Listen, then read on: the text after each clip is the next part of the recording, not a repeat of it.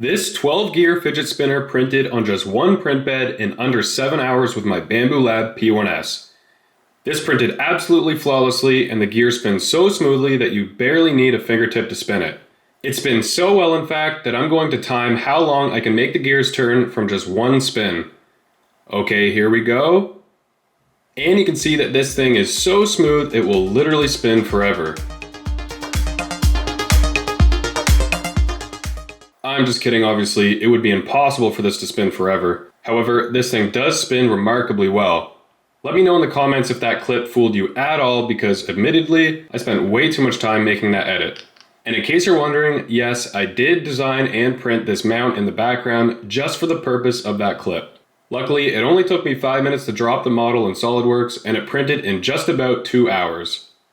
I simply created a cuboid and shelled it out. I rounded the front corners with fillets. Then I made a circular base for the hex key, made the hex, and extruded this upward.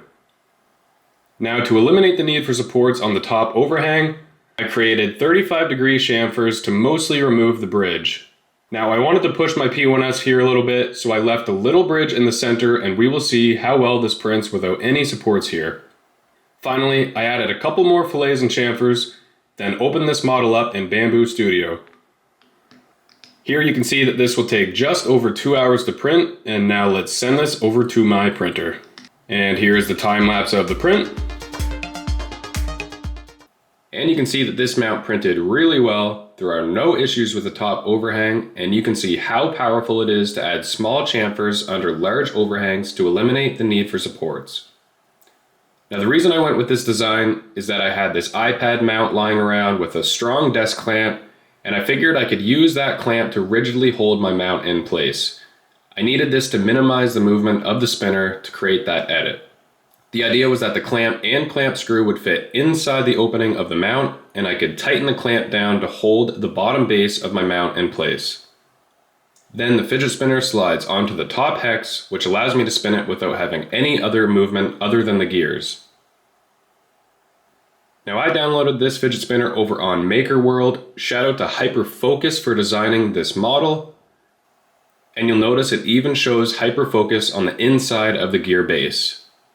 Now I opted to print the single plate model here on my P1S, and in Bambu Studio the only changes I made were that I changed the gear and gear cover colors such that I printed 6 green and 6 red ones with my AMS.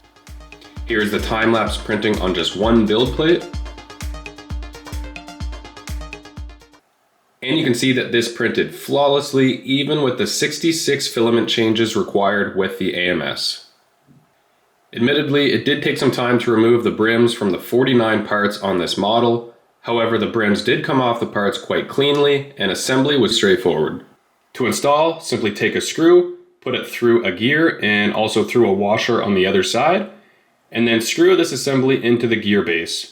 You want to make sure not to over tighten the screws or else the gears will not spin. I found it best to screw each screw in with a screwdriver, and once you feel the gear just starting to tighten up, loosen off the screws slightly. This will prevent the gears from backing out of the base while still allowing free movement of the gears.